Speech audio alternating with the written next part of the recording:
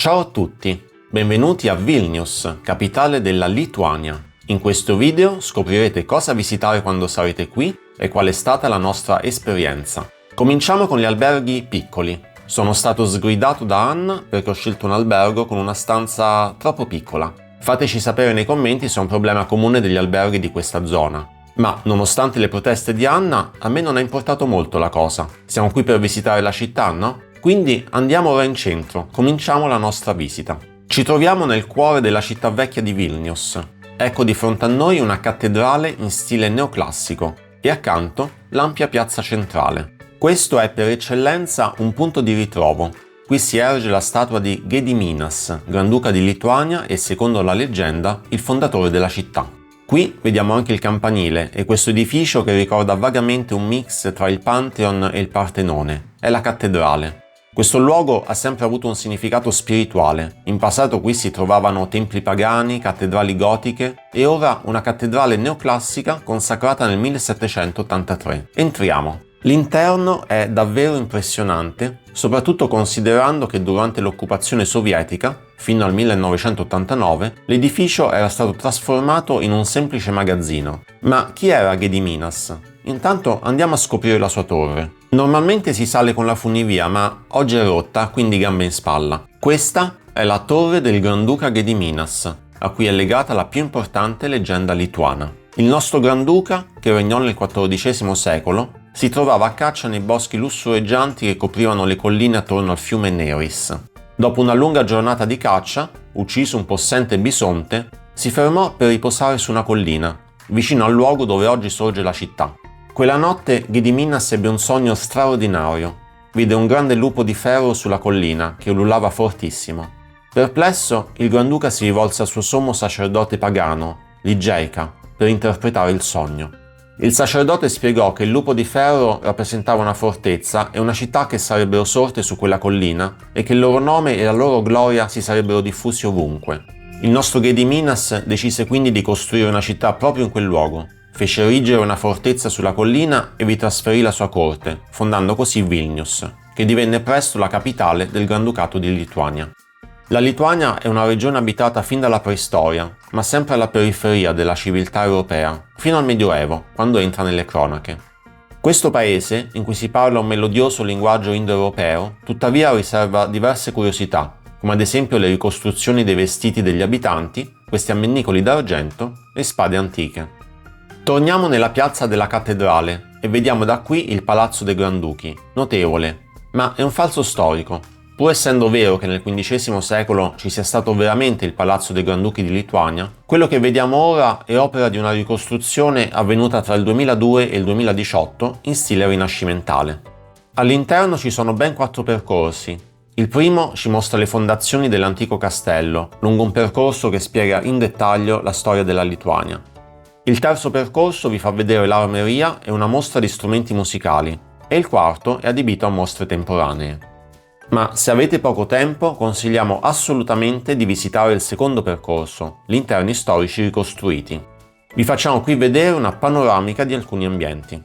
Eccoci nell'anticamera gotica, piena di simboli araldici dei possedimenti lituani, ma addentriamoci nel palazzo. Ecco l'anticamera delle udienze, utilizzata per eventi cerimoniali e musicali durante il XVI e XVII secolo. La stanza è in stile rinascimentale, come si vede dal soffitto a cassettoni. E guardate che pavimento, che lusso! Qui abbiamo l'anticamera rinascimentale, una delle più belle ed inquietanti del percorso. Il pavimento in ceramica è ispirato a quello che si trova nel Palazzo dei Duchi di Urbino. Bellissima la stufa e inquietanti le bambole. Voi cosa ne pensate? Splendida la cancelleria rinascimentale con la sua stufa. E pensate che l'opera di ricostruzione non è terminata. Nei prossimi anni continueranno a decorare e perfezionare gli interni. Proseguiamo per la stanza della segreteria, in cui troviamo questo splendido arazzo. Azzo, un arazzo! Te la potevi... Quella magari la tagliamo. La stanza barocca in stile italiano pare fosse una delle preferite del Granduca. Non vi ricordo alcune stanze di castelli italiani? Proseguiamo per i suggestivi ambienti della prima anticamera rinascimentale, per poi giungere alla seconda anticamera, in tema blu. Durante la nostra visita siamo stati sorpresi anche da un piccolo coro che stava facendo le prove per uno spettacolo.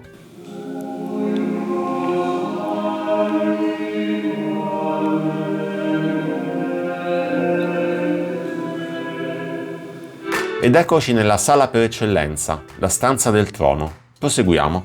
Qui siamo nella biblioteca, in cui oltre ai libri possiamo vedere questo mappamondo e un tavolo finemente intarsiato. Poi abbiamo qui l'armadio del Granduca, un'intera stanza, e la camera da letto. Niente male se consideriamo che è stato tutto interamente ricostruito da zero in questo secolo. Non manchiamo di visitare la torre di osservazione, da cui possiamo vedere la torre di Gediminas dove siamo saliti prima. E infine passiamo per la sala del tesoro. C'è troppo oro e ci fanno male gli occhi. Visitiamo ora una delle più importanti architetture religiose della città, la chiesa di San Francesco gotica, costruita tra il 1500 e il 1520. Questa chiesa, come molte altre in Lituania, fu danneggiata dall'occupazione sovietica tra il 1940 e il 1991. Infatti, i sovietici non tenevano in considerazione le architetture religiose che venivano per lo più adattate a magazzini.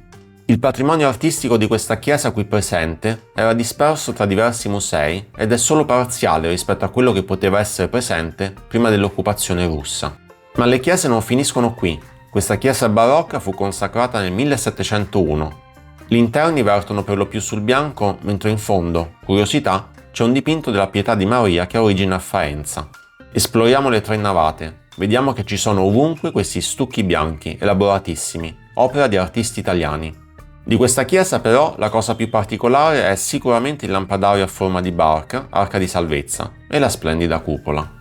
Finiamo il nostro video con del cibo, anzi con dei dolci presi in un luogo un po' insolito. Guardate chi sono gli altri ospiti. In questo Cat Café di Vilnius abbiamo bevuto un caffè e mangiato un dolcetto, in compagnia di queste divine creature. Le regole sono stringenti per assicurare il benessere dei gatti, ma se amate questi animali, non vi pentirete di aver passato qui una parte del vostro pomeriggio. Anche qui, come in Polonia, vanno forte le zuppe di crosta di pane, ma la specialità nazionale sono gli Zeppelin, che non sono quei pericolosi dirigibili a cui state pensando, ma ne hanno la stessa forma. I nostri Zeppelin sono una specie di polpetta di carne racchiusa da un guscio di patate, gustoso. E non potete dire di essere stati a Vilnius se non avete provato la kvass, detta anche ghira. Si tratta di una bevanda quasi analcolica, tra 0,5 e 2% di alcol, e si trova quasi solamente in Lituania. Ottima abbinata con la gustosa e saporita cucina locale. Ci è piaciuta così tanto che siamo stati in un supermercato a fare il pieno di lattine. Eccoci mentre la beviamo a Parma. Ha una 0,5% di alcol. Allora, questa è una bevanda che abbiamo acquistato in Lituania. Apro? Apri. 3, 2, 1. Colore ambrato. Questa è la kvass. È il colore della Coca-Cola, perché si stessi chiedendo il colore A. Cheers! Vi invitiamo a iscrivervi al canale per ulteriori contenuti di viaggio su Vilnius, video in sovraimpressione e anche sulle altre destinazioni del nostro viaggio estivo del 2024 e oltre. A presto!